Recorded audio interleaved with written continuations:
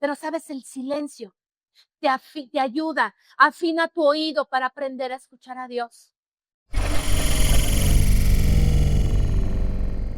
Familia, buenas tardes.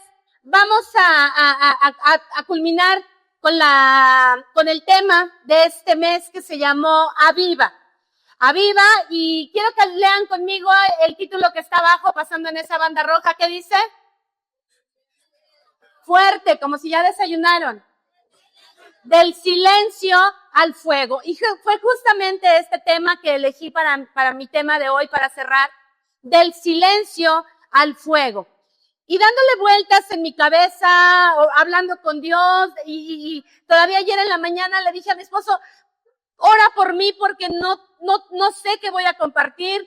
Siento que no, a veces ya Dios con tiempo pone algo en tu corazón.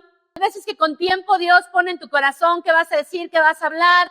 Él te habla a través de la palabra y dices, ya sé qué tengo para compartir. Pero ayer a mediodía todavía le dije a mi esposo, no tengo idea qué voy a compartir, ora por mí. Y pensando qué comparto, qué hablo, qué hablas Dios a mi corazón para yo poder compartir con la iglesia. Y justo me quedé con este tema, pero empezando ahora sí que a cocinarlo en mi corazón, en mi cabeza, entendí que este tema, que se llama del silencio al fuego, hay un puente entre el silencio y el fuego.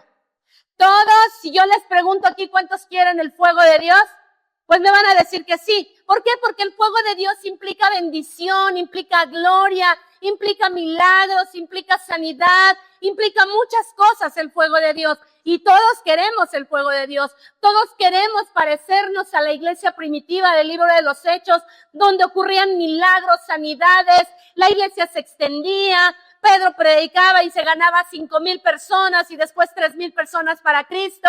Y de repente estaban ocurriendo cosas en las que la gente iba y vendía sus propiedades y las traía al pie de los apóstoles. Hablaban con denuedo la palabra de manera que nadie podía refutar.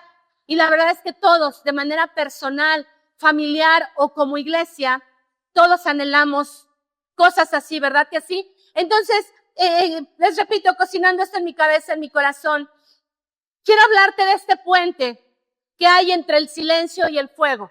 Pero este puente lo vamos a dejar al final de la enseñanza para que podamos entender por qué es necesario el silencio para poder llegar al fuego. ¿Está bien? Y déjame decirte que los hijos, como hijos de Dios, siempre va a haber una de las grandes pruebas que pasamos es el silencio de Dios. ¿A quién no le desespera el silencio de una persona? En un matrimonio, cuando hay alguna discusión, algún tema por debatir, cuando hay alguna situación que arreglar y que tú preguntas a tu pareja y que juntos necesitan tomar un acuerdo o están a lo mejor ahí en el calor de la discusión y que la otra persona guarde silencio, generalmente es algo que dices, ¡ay! Dime algo, pero no te quedes callada, ¿no? A veces dice mi esposo así, dime algo, pero no te quedes callada, o al revés, ¿no? Entonces, el silencio en muchas ocasiones duele. Y viendo, solo tomé una cita para ejemplificar, pero hay muchas citas. Por favor, Génesis 15:13. Dice, entonces Jehová dijo a Abraham, ten por cierto que tu descendencia morará en tierra ajena y será esclava allí y será oprimida. ¿Cuántos años? 400 años. Imagínate esto. Dios le dice, te voy a dar un hijo y vas a ser padre de multitudes, sabiendo que él no podía tener hijos, y le da una promesa.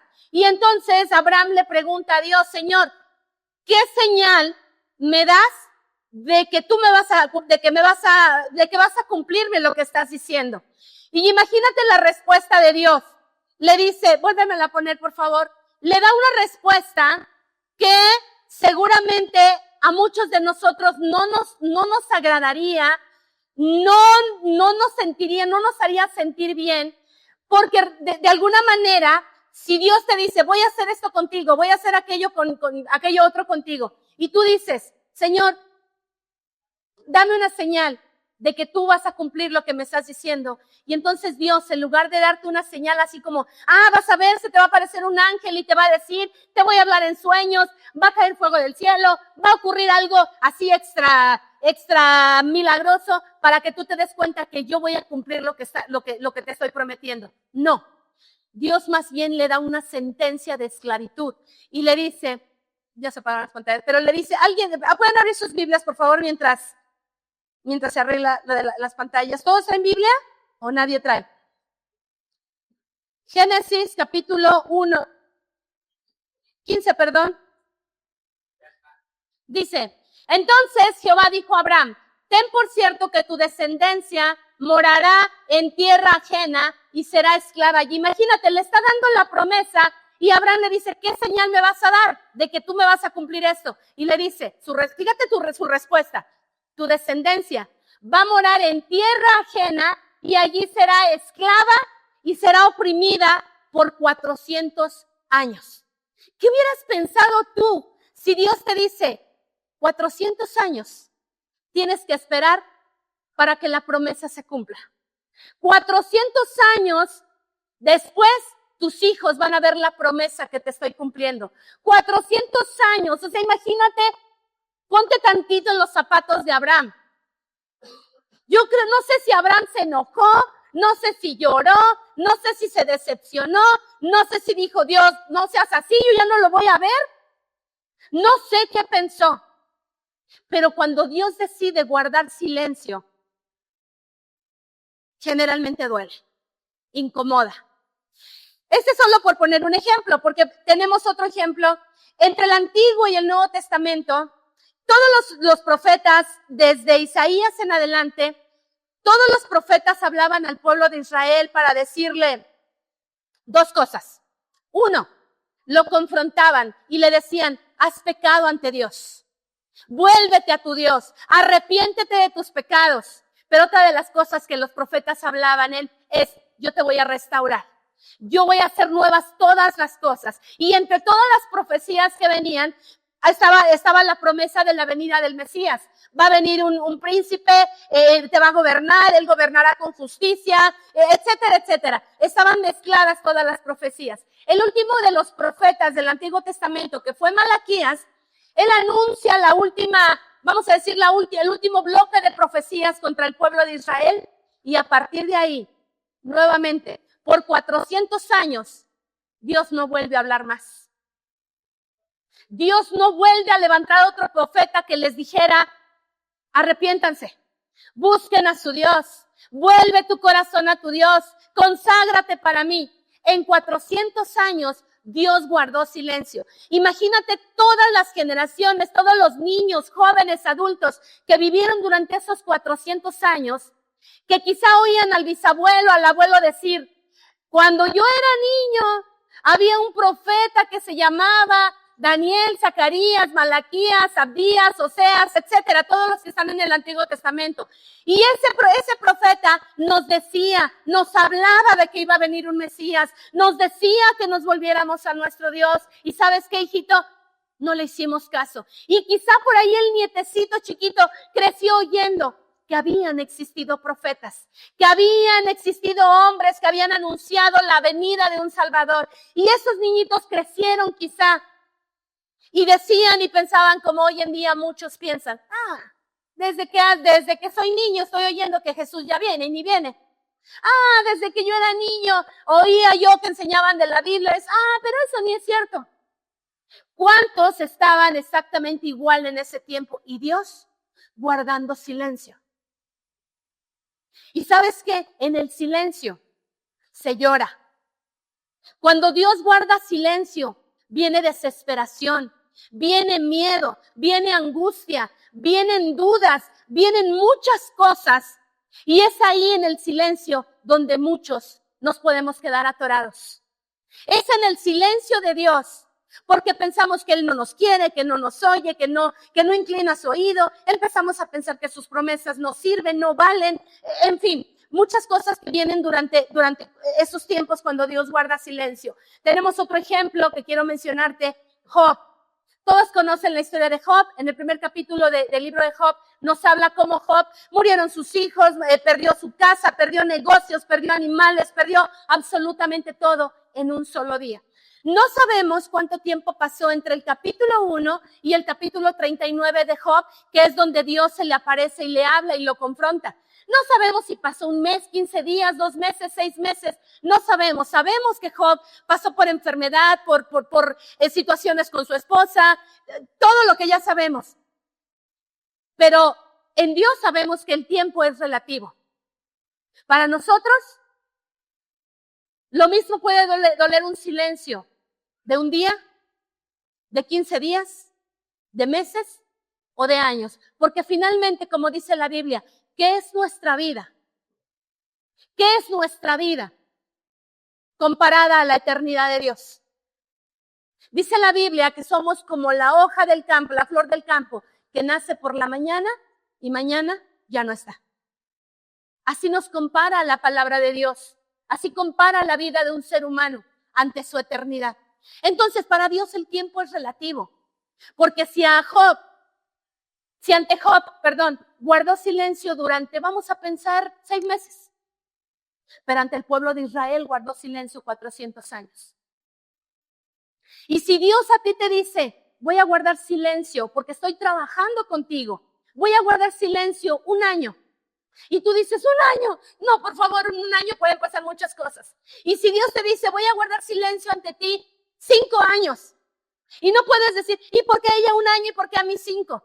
¿Y por qué a mí 20? ¿Por qué a él 30? ¿Por qué? Porque para nosotros el tiempo es apremiante. Solamente tenemos una existencia, dice la Biblia, en promedio 80 años de vida.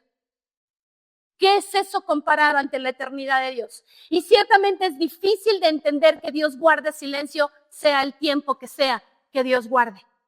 Es difícil de entenderlo. Tenemos a un Abraham, cuando Dios le dijo, te voy a dar un hijo.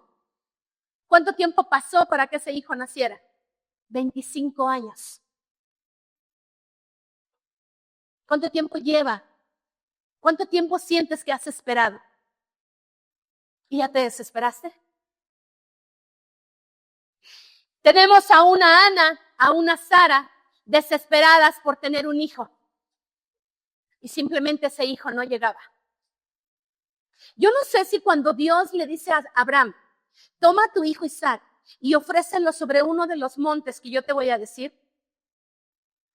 Ayúdenme a echar a volar la imaginación. ¿Creen que Sara le dijo, Abraham se lo comentó a Sara? Oye, Dios me pidió a nuestro hijo Isaac para sacrificarlo en el altar. ¿Creen? ¿Cuántos creen que sí se lo dijo? Levanten la mano. Levanten la mano los que creen que sí se lo dijo. ¿Cuántos creen que no se lo dijo? Suponen, mejor dicho. No que crean, suponen. Yo no sé qué suponer, la verdad. Yo no sé si se lo dijo, no se lo dijo. Pero sí estoy más inclinada a pensar que no se lo dijo, porque creo que Sara hubiera dicho, no, primero me matas a mí. O no sé, quizás Sara para ese momento ya estaba lista para decir, si Dios me lo dio, que haga Dios lo que quiera. No lo sé, no lo vamos a saber nunca. Pero ciertamente la espera de la respuesta de Dios duele, cansa, desespera. Yo les decía en la mañana, quema. La desesperación quema cuando vemos que Dios no responde en tiempo y forma como nosotros queremos. Entonces, hay 2 personajes que quiero, dos personas que quiero resaltar. Una de ellas es Jesús, pero antes de él está Elías. Leyendo la vida de Elías, todo como Dios lo había usado, vemos a un Elías que dice la Biblia que Dios o un ángel lo llevó a una cueva. Y ahí estuvo también 40 días. Qué curioso, ¿no? Elías estuvo 40 días en una cueva y Jesús estuvo 40 días en el desierto. Y dice que en la cueva, no dice, nada más dice que estuvo en una cueva, ya sabemos la historia, tuvo hambre, Dios le provió y ya conocemos la historia. Pero quiero que imaginemos por un momento lo que Elías vivió estando encerrado en la cueva. Piensa poniéndote en los zapatos de Elías. No pienses en que estamos leyendo de una persona en la Biblia que pues pensamos, pues es que conocían a Dios, es que Dios les hablaba, es que veían ángeles. Y sí, todo parece mucho más fácil para ellos, pero en realidad eran igual que nosotros, con las mismas debilidades, con las mismas necesidades y los mismos miedos. Piensa un poquito, ¿qué sintió Elías estar 40 días en una cueva? Miedo, soledad, angustia, desesperación, hambre, ansiedad. Los que yo decía en la mañana, los que son claustrofóbicos, les contaba una historia de cuando tenía Joanán como 13 años. Fuimos a un lugar donde era el 10º piso, teníamos que subir al 10º piso, y ella siempre le tenía fobia a los elevadores. No sé si todavía no, creo que ya no. Y entonces casi la subí a rastras al elevador porque ella quería subir por las escaleras. Le digo, Joanán, son 10 pisos. Vámonos en el elevador. Y entonces empezamos ahí con, vente, y bueno, entonces ya le dije, Joanán, el policía nos está viendo, va a pensar que te estoy haciendo algo, cálmate. Y ya fue como se subió al elevador, bajó pálida.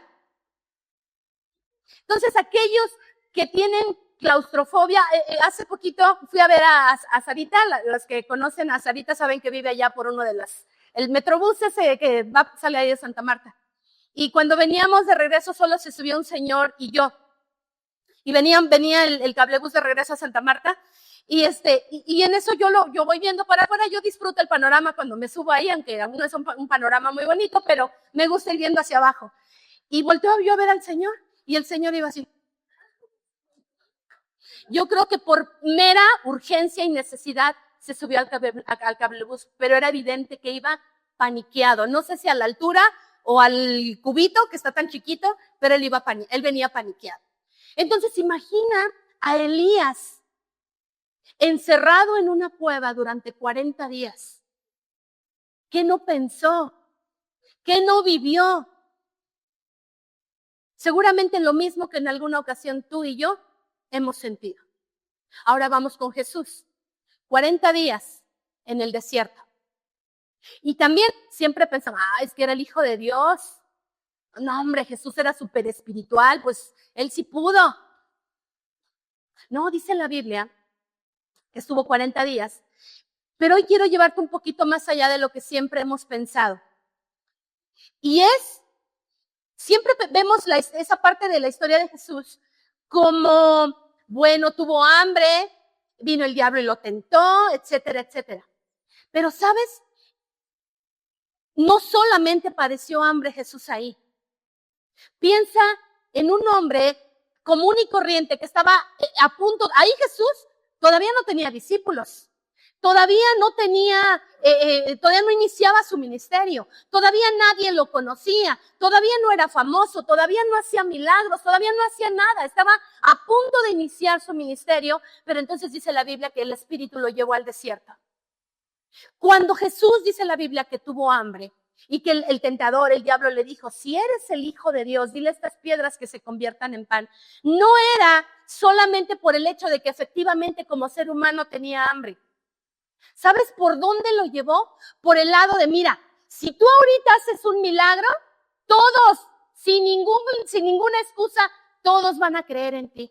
Mira, si tú te tiras del pináculo del templo y no te pasa nada, mira, te vas a hacer famoso sin necesidad de que tengas que atravesar por tanta crítica, por tanta traición, todo lo que hablaban de Jesús mientras él estuvo aquí. Cuando él le dijo, si te postras y me adoras, te voy a dar todos los reinos de la tierra, lo estaba tentando en su ego. No era tanto en su necesidad externa de comer pan o de protección, lo estaba tentando en la parte interna, en la parte más vulnerable que tenemos los seres humanos, que es nuestro ego.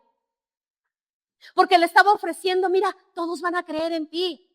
Todos te van a buscar, todos, hasta espiritual a lo mejor le pudo haber parecido, ¿no? Mira, con esto todos van a creer así que tú verdaderamente eres el Hijo de Dios y nadie va a dudar que tú eres el Mesías. Le estaba ofreciendo acortar el camino para manifestarse ante el mundo. Y eso es lo que sucede mientras Dios guarda silencio frente a ti. Te va a ofrecer el camino más corto para llegar a lo que tú quieres ver.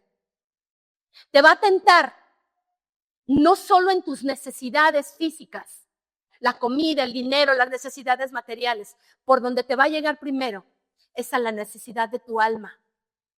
¿Por qué crees que hoy en día, desde hace muchos, no sé cuántos años, escuché un pronóstico por parte de, no sé, estadísticas que sacan en las universidades y eso? Y justamente ha de haber sido hace unos 20 años, sí, seguramente a principios de los años 2000, que escuché que decían, la profesión de este siglo que está iniciando, la profesión que va a tener trabajo a tope, son los psicólogos. Porque ya se veía venir depresión. Ahorita, medio kinder lo mandan al psicólogo. Media primaria la mandan al psicólogo. Media secundaria, prepa y todas las universidades, como ya nadie los manda, solitos van al psicólogo. No estoy diciendo que el psicólogo esté mal. Pero ¿sabes por qué? Porque la verdadera necesidad del ser humano, la verdadera necesidad, y lo disfrazamos con situaciones materiales, está dentro de nosotros. ¿Por qué? Porque seguramente experimentamos lo que experimentó Elías, Jesús estando en el desierto: soledad, desesperación, miedo, angustia. ¿Qué otra cosa se puede experimentar? Eso sin contar pues toda la situación del ambiente, ¿no? En el desierto ya sabemos, en el desierto en el día hace mucho calor, en la noche dice que las temperaturas son muy, muy heladas, rodeado de fieras, de una oscuridad terrible que seguramente tenía tanto la cueva como el desierto. Cuando Dios decide guardar silencio, es donde está nuestra decisión para decir, hay una canción que luego cantamos que dice, aguanta corazón, así dice Janan, aguanta corazón, espera corazón, algo así dice la canción. Ahí es cuando tenemos que decir, aguanta, Leti, aguanta, espérate, espera. Ahí entiendes por qué hay un salmo en el que el salmista se habla a sí mismo y dice, aguarda al Señor y esfuérzate, dice el Salmo 27, y aliéntese tu corazón, sí, espera en el Señor. Y luego dice, ¿no? En ese mismo Salmo, dice, hubiese yo desmayado si no creyese que veré la bondad del Señor en la tierra de los vivientes. Y es entonces cuando dice, aguarda al Señor, esfuérzate, aliéntese tu corazón, sí. Y lo dice con ese énfasis, sí, espera en el Señor. Yo creo que el mismo salmista vivía situaciones como las que tú y yo hemos vivido. Y él se hablaba a sí mismo, a su corazón, diciendo, espera, aguanta, espera, resiste. Dios va a responder, Dios va a hacer algo contigo. ¿Sabes? Quiero compartir 3 cosas que yo meditando en esto entendí que provoca el silencio. Lo primero, cuando tú esperas en silencio, tu oído se va a afinar a la voluntad de Dios. Perdón, a la voz de Dios. Tu oído se afina. ¿Sabes? Estamos tan acostumbrados a orar y a decir, Padre, te alabo, te glorifico, Señor, bendíceme, Dios, ayúdame, Dios, cuídame, Dios, mi familia, Dios, mis hijos, Dios, mi negocio, Dios, y en el nombre de Jesús, amén. ¿En qué momento guardamos silencio? ¿En qué momento aprendemos a tener un poquito la boca cerrada para que nuestro oído oiga la voz de Dios? Hace unos meses compartía yo sobre lo que fue dice la Biblia en Josué capítulo 6, cómo las murallas de Jericó fueron derribadas, ¿se acuerdan? Y dice la Biblia que durante 6 días el pueblo rodeó esos muros. En el séptimo día, en el séptimo día ellos gritaron con mucha fuerza, pero los primeros 6 días solo daban vuelta en silencio, en el orden que Dios les había mandado, pero en silencio. Imagínate, yo les hablaba, yo les decía, imagínate un ayuno de palabras. Sería muy bueno para muchos de nosotros. Porque algunos de nosotros no sabemos callarnos. Hay personas que a lo mejor puedan decir aquí, para mí sería más fácil un ayuno de comida que un ayuno de palabras. Para otros a lo mejor no tanto. Pero sabes, el silencio te ayuda, afina tu oído para aprender a escuchar a Dios. Porque la voz de Dios es demasiado sutil a veces.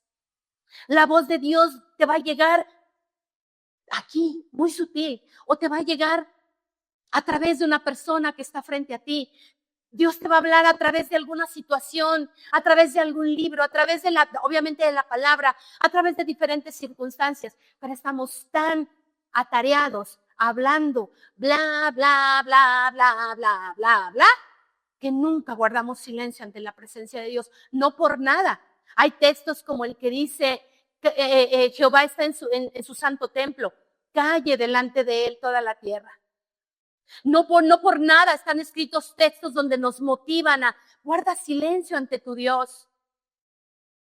Aprende a veces, aprende, yo te invito a practicar de vez en cuando estas oraciones, en la que te sientes o te arrodilles o luego como tú estés acostumbrado a tener tu tiempo con Dios. Y no digas nada. Cállate. Solamente en tu espíritu, en tu pensamiento, dile Dios, aquí estoy. No sé qué decirte. Mi corazón se siente desbordado con tanta cosa. No tengo nada que decirte. Solo quiero estar contigo. ¿Y sabes qué? Es una oración que vas a sentir el mismo resultado en tu interior que cuando pides, lloras, clamas, gritas. Entonces, la oración, el silencio, te va a ayudar a afinar tu oído. Segunda cosa que trae el silencio, aprendes que no todo tiene una respuesta. Hay cosas, iglesia, preguntas que quizá tú le has hecho a Dios o situaciones que has vivido y que quizá le preguntas a Dios, ¿por qué? Quizá muchas de ellas no vas a tener nunca la respuesta. Y otras no te las va a dar porque no las entenderías. Les decía en la mañana, si Dios nos diera algunas respuestas como la que le dio a Abraham en este caso, quizá muchos de nosotros nos pondríamos como los niños, como los adolescentes. Oye, papá, oye, mamá, ¿me das permiso de ir acá? No. ¿Por qué? Es que mira, que me invitaron, que voy a regresar temprano. No. Es que va a ir fulano y va a ir sutano y su mamá nos invitó y bla, bla, bla. No. Pero mamá, es que no. No. Bajo esa presión, ¿cuántos papás hemos cedido? Nada más yo. Bajo esa presión, ¿cuántos papás hemos cedido? ¿Y sabes qué? Si Dios nos respondiera, quizá muchos de nosotros, aunque Dios nos diera una respuesta, nos pondríamos como esos adolescentes, a los que sus papás les dicen, no vas, y no vas, y no vas. Es que eres una exagerada, ya te ayudé, ya hice, ya trabajé. Y les puedes dar argumentos, ellos de todas maneras no lo van a entender. ¿Cuál es tu razón por la que no lo dejas ir? Como papá. ¿Cuál es, Yola? Su seguridad, punto. Pero yo pregunto, ¿un adolescente siempre lo entiende? Así seríamos nosotros si Dios nos dijera, cuando tú le dices, Dios, ¿por qué? ¿Por qué permites? ¿Por qué esto? ¿Por qué aquello? Mira, mejor ni le preguntes. Porque quizá la respuesta que te dé, si te la da, no la vas a entender. Mejor guarda silencio ante tu Dios y espera en lo que va a suceder a través de ese silencio. Tercer cosa que provoca el silencio. Afila o alinea, mejor dicho, alinea tu alma al cumplimiento de su propósito. Alinea tu alma, ¿sabes? Hay respuestas, las cuales solo van a tener respuesta el día que estemos, hay preguntas que solo van a tener respuestas cuando ya estemos en la presencia de Dios. La Biblia dice en Deuteronomio, capítulo 30, me parece, o no recuerdo la cita, dice que hay cosas ocultas que solo le pertenecen saber a nuestro Dios.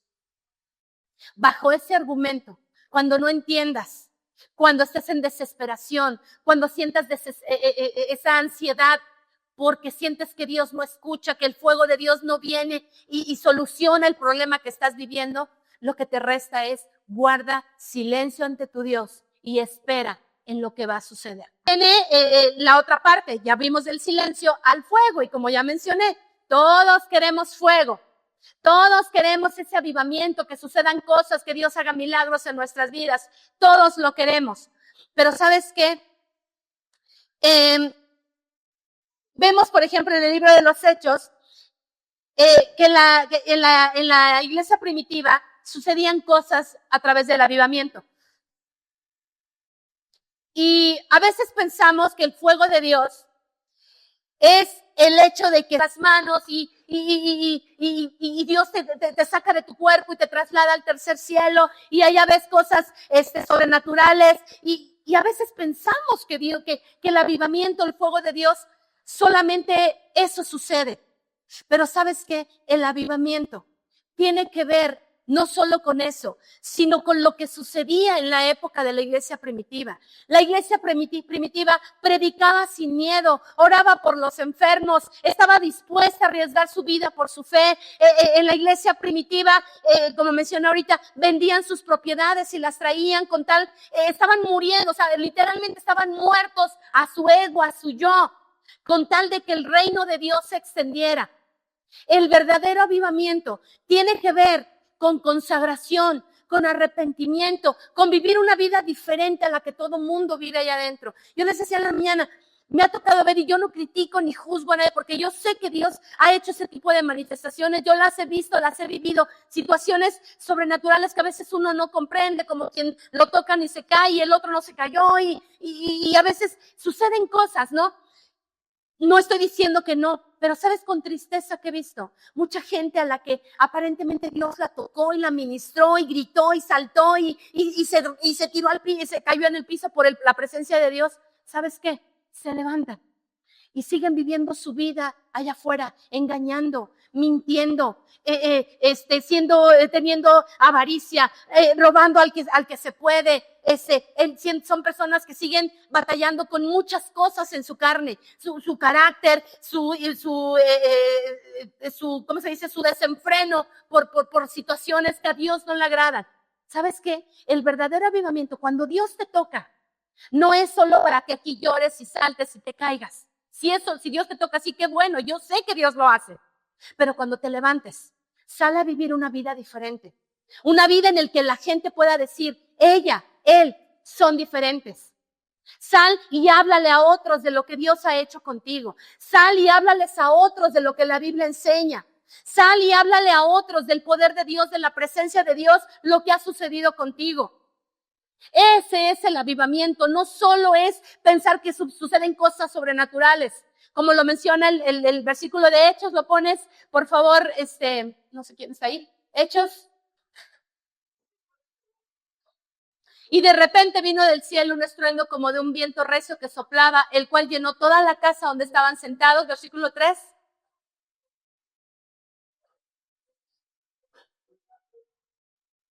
El Espíritu de Dios, el siguiente texto quería, Hechos 2:3 quería. ¿No tienes el versículo 3? Ok. Entonces, pero el versículo 3, después de este texto, habla de cómo se repartieron lenguas de fuego sobre cada uno de los que estaban ahí reunidos. Lo menciono de paso. Ellos, los que estaban en el aposento alto, antes de que viniera ese fuego del Espíritu Santo, estuvieron 50 días esperando a que se cumpliera la promesa del Padre. Fueron 50 días esperando. Quizá muchos, no lo sé, pero quizá algunos en el 5º día, en el 10º día, en el 20º día, pasando un mes, quizá muchos dijeron, no, esto ya no se cumplió.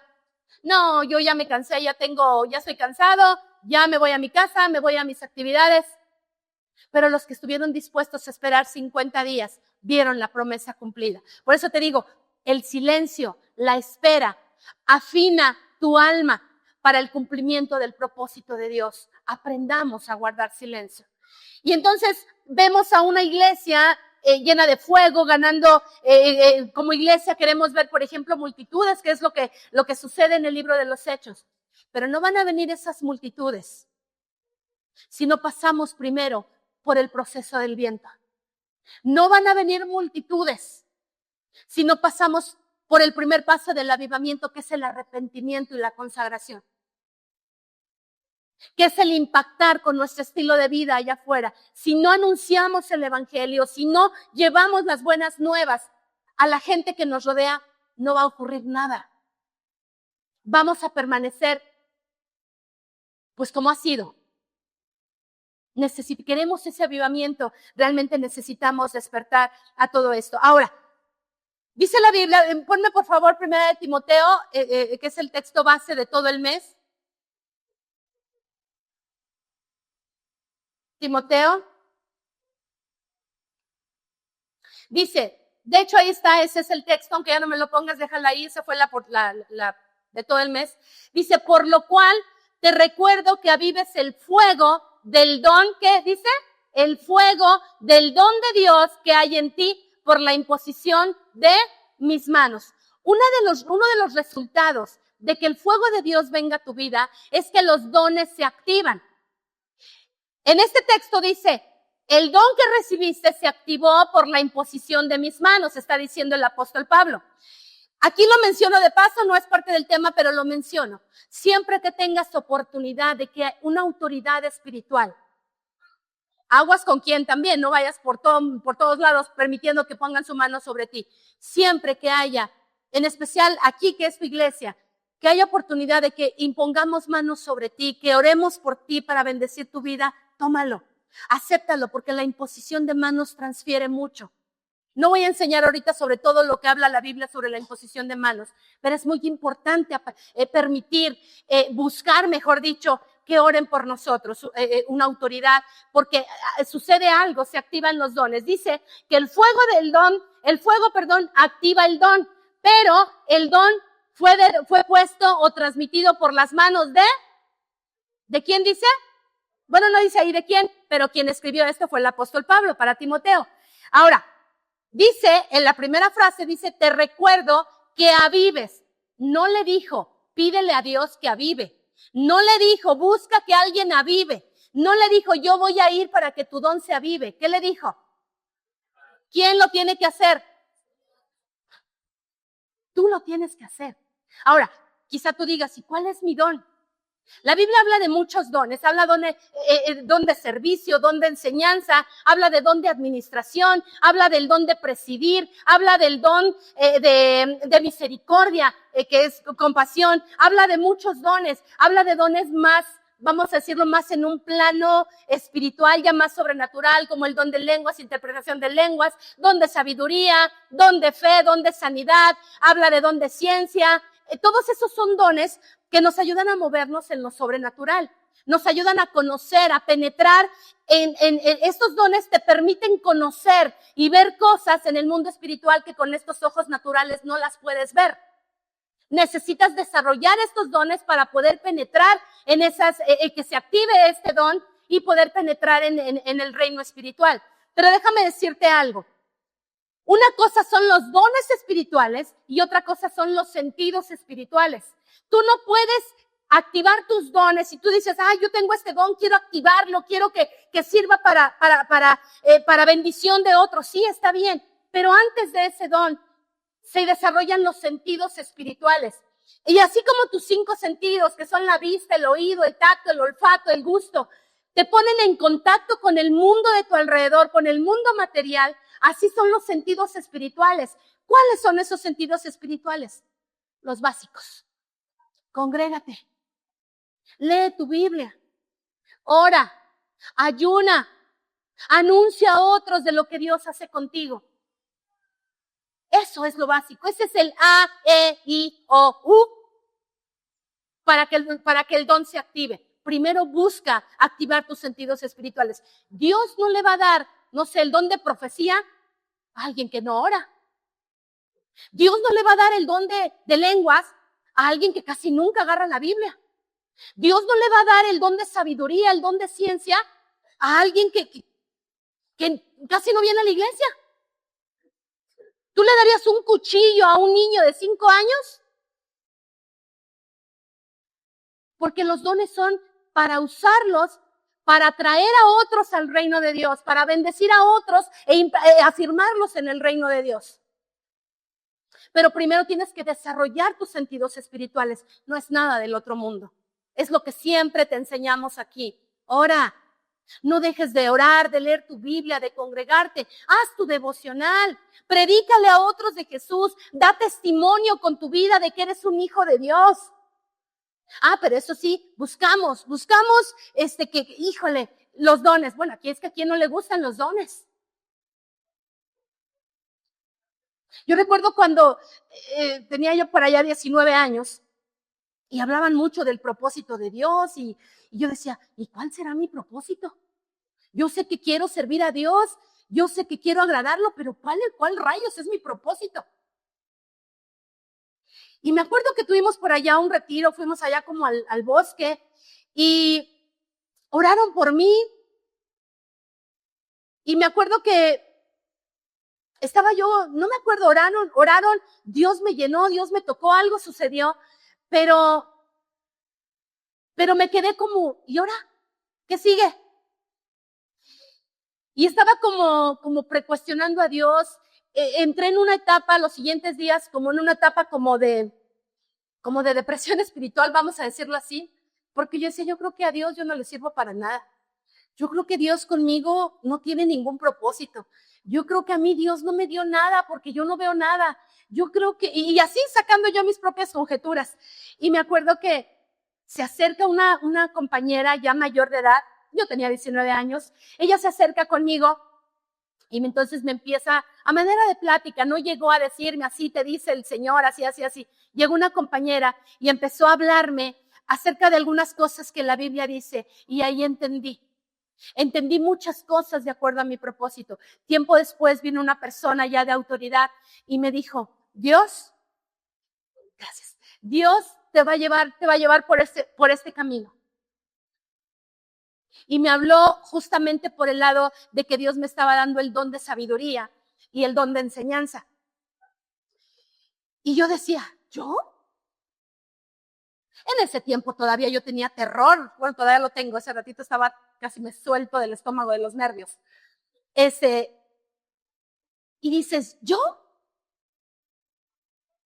No terminé en aquel tiempo no había terminado había terminado apenas la secundaria.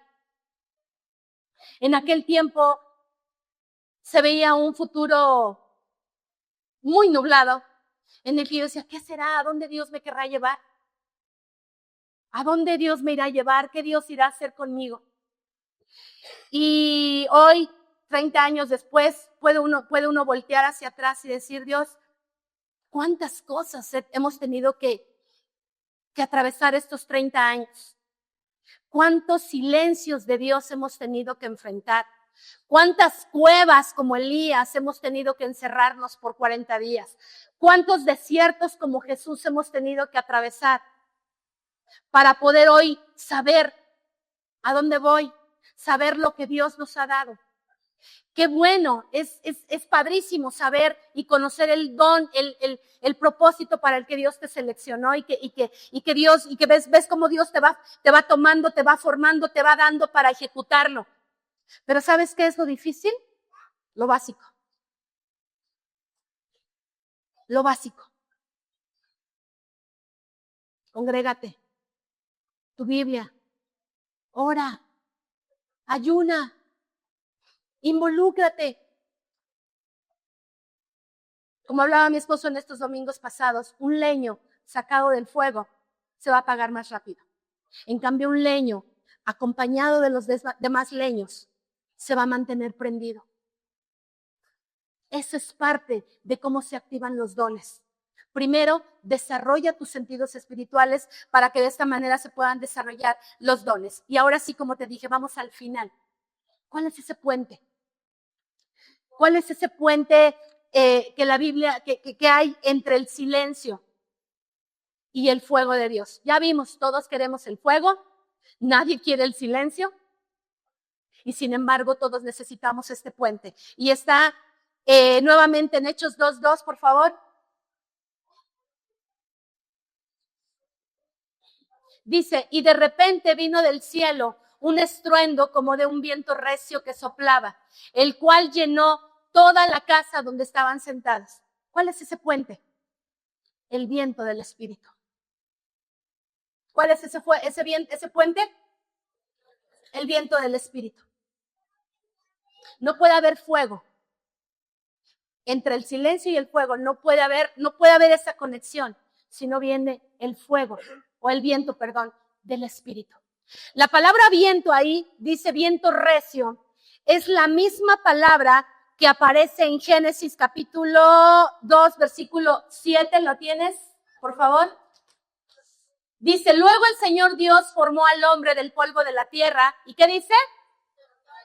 Sopló aliento de vida en la nariz del hombre. Hace unos meses enseñaba sobre esto. Cuando Dios sopló en el hombre aliento de vida, y dice el hombre se convirtió, ¿qué? ¿En qué se convirtió? No se convirtió en ser vivo. ¿Ya vieron? ¿En qué se convirtió? No es lo mismo un ser vivo que un ser viviente. Un ser vivo es una planta, un animal. Un ser viviente se le incrustó al ser humano la esencia de Dios en su interior. Por eso dice ser viviente, no ser vivo. Entonces, ese mismo soplo de Hechos 2:2 es el mismo soplo de Génesis capítulo 2, versículo 7. Job 33:4, por favor. El Espíritu de Dios me hizo y Él, dígalo fuerte, cada que veamos la palabra soplo, léalo fuerte. ¿Qué? El Espíritu de Dios me hizo y ¿el qué? Soplo del Omnipotente, ¿qué hizo? Solo el soplo de Dios te puede dar vida para salir del silencio en el que a veces te encuentras y poderte llevar al fuego. Solo el soplo de Dios. Siguiente cita, Juan 20:22. Y habiendo dicho esto, está hablando de Jesús, y habiendo dicho esto, sopló y les dijo, ¿qué? Recibid el Espíritu Santo. ¿Cuándo recibieron el Espíritu Santo los discípulos? Cuando Jesús sopló y les dijo, recibid al Espíritu Santo. Entonces, ¿cuál es ese puente entre el silencio y el fuego? El soplo de Dios, el viento del Espíritu. ¿Sabes? El viento del Espíritu es el que te va a ayudar a no desmoronarte en los momentos difíciles. El soplo de Dios es el que te va a ayudar a mantenerte firme, a tener la paciencia que necesitas en medio de la angustia y en medio de la desesperación. El soplo, el viento del Espíritu es el que te va a ayudar a caminar, te va a guiar, te va a enseñar, te va a fortalecer en medio de los momentos difíciles. Fíjate, vuelvo a la historia de Jesús. Dice la Biblia que Jesús fue llevado por el Espíritu al desierto para ser tentado. ¿Verdad que suena contradictorio? El Espíritu lo llevó al desierto para ser tentado. Cualquiera de nosotros diríamos, Dios, o sea, no te entiendo. ¿Cómo me puedes llevar al desierto si lo que yo espero es que me llevaras al monte, a donde hay victoria? Si lo que yo espero es que tú me llevaras a una situación menos complicada que pasar por el desierto. Pero si Jesús, siendo el Hijo de Dios, necesitaba pasar por el desierto para ser tentado, imagínate lo que necesitamos tú y yo. Es en el desierto donde aprendes a ser agradecido y no quejarte a pesar de lo que estés viviendo. Es en el desierto donde aprendes que la depresión no debe de ser parte de tu vida. Porque te levantas, te sacudes y entiendes que si el Espíritu de Dios está en ti, tú estás fuerte y te renuevas todos los días y la misericordia de Dios te restaura cada mañana y te toma de la mano y te levanta y te dice, no temas porque yo estoy contigo. Es en el desierto donde se aprende esto. Pero ¿sabes qué? El silencio es una parte trascendental en nuestro desarrollo espiritual. Es una parte importante que a nadie le gusta, pero es importante. Si en este momento, en este punto de tu vida, tú dices, estoy cansada de esperar respuesta de Dios ante esto, y no la encuentro. No entiendo por qué Dios permite esta situación en mi vida, en mi familia. No sé cuál es el silencio que sientes que estés viviendo en este momento, pero Dios te conoce. Así que simplemente dile a Dios, ayúdame a cruzar ese puente. Espíritu Santo, sopla sobre mí y ayúdame a cruzar. Tiende este puente, por favor, para poder alcanzar ese fuego que yo quiero ver en mi vida. Ponte de pie, por favor.